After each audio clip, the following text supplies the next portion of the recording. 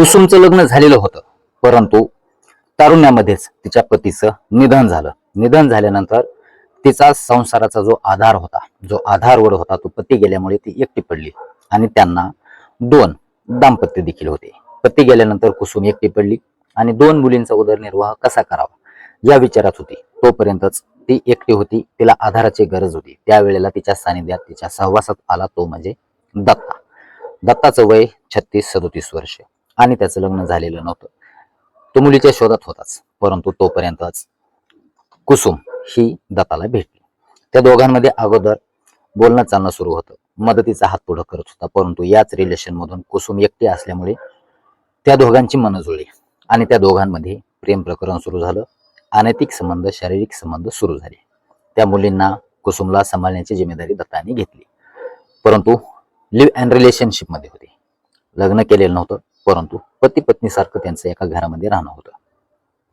एका दिवशी त्यांचा जो व्यवसाय, त्यांचा धंदा जो होता, तो धंदा होता भंगार विकण्याचा.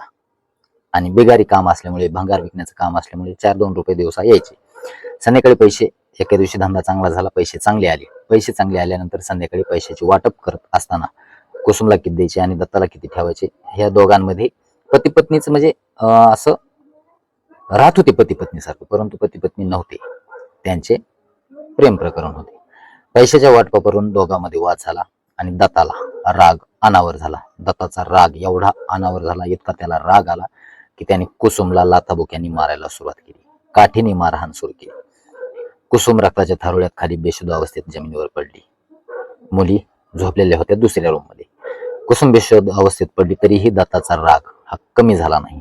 दत्ताने मोठा दगड आणला आणि तिच्या डोक्यात घातला.